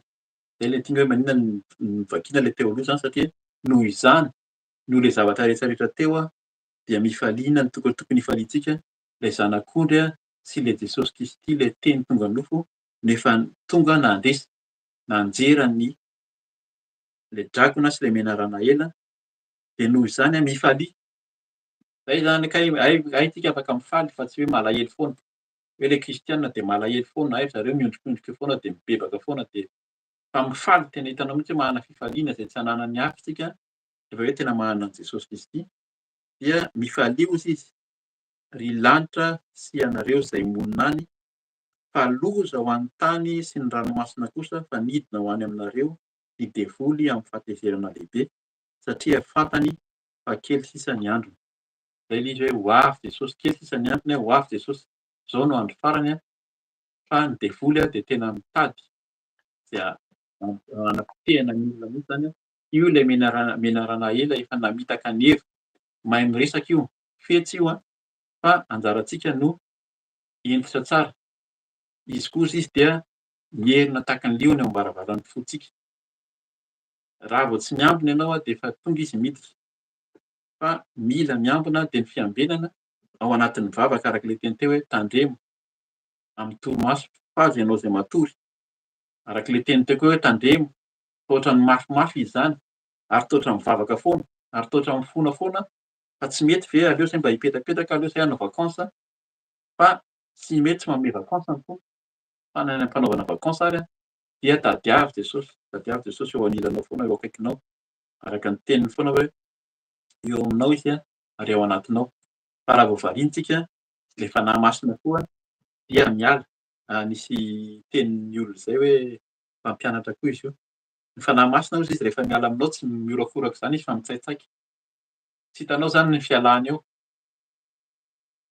Rehefa tonga izy dia tena tonga tsapanao mihitsy hoe tonga ny fanahy masina miasa manatrika ny fiainanao dia faly mihitsy ianao. Fa rehefa miala izy dia mitsaitsaika, ianao izany mbola mieritreritra hoe mbola ao izy fa araky ny fiteny hoe ny tapany indray no mikotrana tandremo fa rehefa tsy tonga feno, rehefa tsy tena feno fanahy masina isika dia araka ilay amin'ilay virjina 10 adala 5 endry ho faty ny afo rehefa tena ho tonga Jesosy. Mila mitandrina izany isika ary eto foana ny afo, mireheta mandrakariva dia ilay angatao foana ny fanahy masina ao amintsika. Roainy devoly, aza kivy, mivavaha mandrakariva, tadiavy mandrakariva ny tompo ary indrindra aza reraka zany amin'ny fiaraha-mivavaka izay natsoin'ny tompo antsika koa. Ka dia voninahitra ho an'Andriamanitra irery ihany. Amaranako azy dia vakiantsika ny Salamo 140. Io dia tenin'ny tompo nomeny niaraka tamin'io teny io tamin'ny fiaraha-mivavaka zany tamin'ny herinandro ity, mety ho maly izy iny na talohan'izay fa teny nomen'ny tompo io araka ny teniny tary hoe mifalia. Mifalia fa efa nazera le menarana dia inona no teneny eto vakio fa ho hitanao zanatra hoe rehefa mifaly dia inona ny zavatra ataon'ny tompo vakiantsika fotsiny izy fa tsy hanazava intsony ahako fa raha sitrapon'ny tompo tao amin'ny fiaraha-mivavaka moa izany dia efa ny tompo efa nanome ny fanazavana ny fanahy masina fa ho amintsika eto dia vakiako fotsiny fa tian'ny tompontsika hifaly sy hiravoravo amin'ny fanarahana azy fa tsy ho reraka sy ho kivy foana. Fa ny tompo efa nandresy ilay menarana ela dia efa nazera, efa resy izany fa ilay zanak'ondry dia efa nameny rany ho fanavotana ny tenany, ny teny, ny tenany ihany izany dia efa tonga aty amin'izao tontolo izao hanavitra antsika. Dia misaotra ny tompontsika amin'izany teny izany ary vakiantsika ny teny amin'ny anaran'i Jesosy alohan'ny hanomezako hamerenako ny teny izany amin'ny mpanomponya. Vakiana amin'ny anaran'i Jesosy Salamo 140. Eto amin'ny lohateny aminahako eto dia hoe hira fifaliana noho ny fiavian'ny tompo. Amin'ny anaran'i Jesosy, mihira firam-baovao ho an'ny tompo. Mihira ho an'ny tompo ry tany rehetra, mihira ho an'ny tompo misaora ny anarana. Ambarao isan'andro isan'andro ny vaovao mahafaly ny famonjeny. Ambarao any amin'ny jentilisa ny voninahiny ary any amin'ny firenena rehetra ny fahagagana ataony. Fa lehibe ny tompo ka mendrika ho deraina indrindra sady matahotra mihoatra noho ny Andriamanitra rehetra. Ny Andriamanitry ny firenena dia tsy nitsinona fa ny tompo no nanao ny lanitra. Fa mirapiratana sy voninahitra no eo anatrehany, hery sy fahatsaran-tarehy no ao amin'ny fitoerany masina. 7 amin'ny anaran'i Jesosy, ry firenena, omeo ny tompo, eny, omeo voninahitra sy hery ny tompo. Omeo ny tompo ny voninahitry ny anarany, manolora fanatitra ka mankanesa eo an-kianjany. Miankofa eo anatrehan'ny tompo amin'ny fiangona masina. Mangovita eo anatrehany ry tany rehetra. Lazao amin'ny jenim-pilisa fa ny tompo no mpanjaka, ary izao rehetra izao dia mitoetra tsara ka tia mihetsika. Hitsara ny firenena amin'ny fahamarinana izy.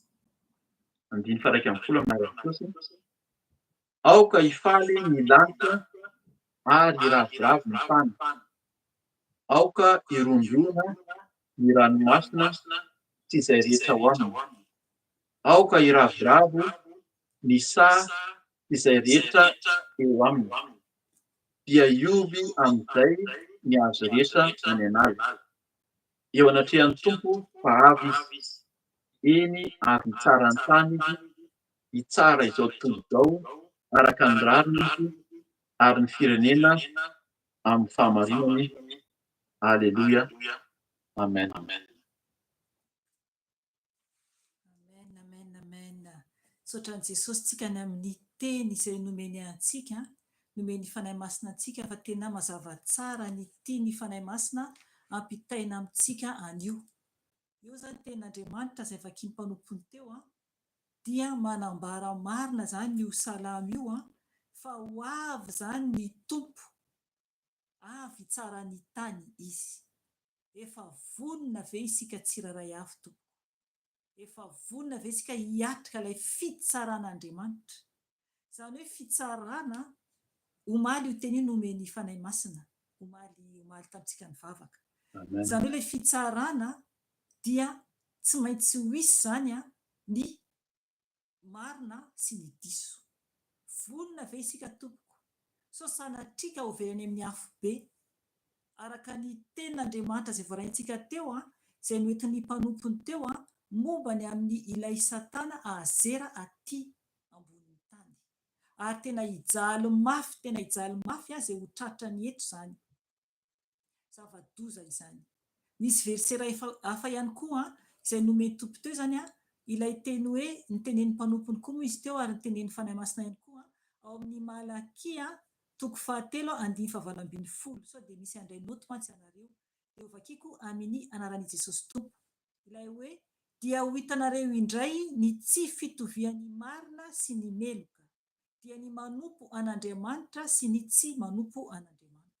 Mazava tsara satria fa nazavain'ny mpanompony teo dia ny anankiray ao amin'ny Apokalipsy 2:20. Tenen'ny fanahy masina teo io 2:1. Ilay mivaky toy izao amin'ny anaran'i Jesosy tompo. Izay manao ny tsy marina dia aoka mbola anao ny tsy marina ihany izy. Izay maloto dia aoka mbola aloto ihany izy. Fa izay marina kosa dia aoka mbola anao ny marina ihany izy. Ary izay masina dia aoka mbola iamasina ihany izy. Amen. Ry havana. Engany isika mba tena ho marina eo anatrin'Andriamanitra. Ary koa mba tena ho masina eo anatrin'Andriamanitra. Satria zava-doza tokoa no ho avy. Zava-doza. Araka ny efa nambaram-panompony teo amin'ilay vidéo nasain'ny fanahy masina nataoko anio. Sorako ny tompo satria nisy fotoana nafako nanao izany vidéo izany. Fa tena mampatahotra ny mahita any Satana, izy ilay forma menarana teo anaty rahona zany. Ambony rahona izy io.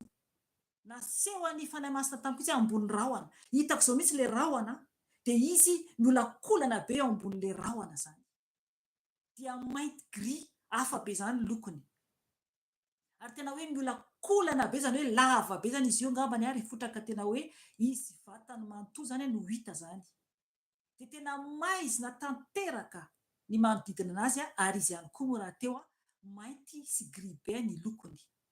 Ry havana, izany no fahavalontsika izany, fahavalo ratsy de ratsy, araka nazavain'ny mpanompony teo tena izy miapanga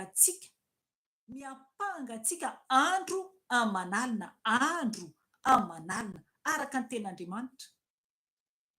Oka isika hijoro tsara trany eo anatrehan'ny tompo mba ho tafiditra any an-danitra, aza manaiky ho resy, aza manaiky ho resy. Ry havana, izay ny anio ka engane samy ahery avokoa isika tsiraray avy. Raha mbola misy ny fotoana dia mbola miverina eto indray izay nenada amin'ny sabotsy heriny raha sitrapon'i Jesosy tompo, dia metraka veloma aminareo izahay dia alohan'ny amaranana anazy dia hivavaka foy aho amarana antsika izao fotoana izao, hivavaka isika tompoko. Jesosy tompo malala misaotra anao, midera anao Jesosy ny amin'ny teny, ny amin'ny hira, ny amin'ny fananarana, ny amin'ny soa rehetra izay nomenao anay anio, ny amin'ny fanafanao anay koa Jesosy, ny aminay tsiraray avy izay nibebaka Jesosy. Tompo malala anandratranao foana izay Jesosy, mandra-pahatonga anay any aminao, ka mangataka aminao Jesosy tany izahay fa tsy mahatana anao, satria Jesosy raha izahay no mitana anao dia mianjera izahay, fa oka tompo ny tananao mahery no hitazona anay zanakao tsiraray avy eran-tany. Jesosy tompo, misaotra, makasitraka, midera, manaja, manome voninahitra anao. Tompo malala afeno foana izahay ao ambanin'ny tana maherinao, fa misandrata Jesosy eo amin'ny seza fiandriananao, misandrata avo dia avo Jesosy, satria anao no Andriamanitray ary tsy misy hafa fa ianao no Andriamanitray izay tianay ary tianay koa. Ianao le alfa sy omega, ianao no fiandohanay ary mbola hiafaranay tsiraray avy zanak'olombelona koa. Misaotra anao Jesosy, makasitraka feno, oka ianao hiaro ny olonao tsiraray avy mandritra ny herinandro vaovao izay omenao anay, oka ianao tompo hamangy Jesosy, oka ianao tompo hanamboatra Jesosy ho an'izay miantso anao, izay mangataka aminao Jesosy.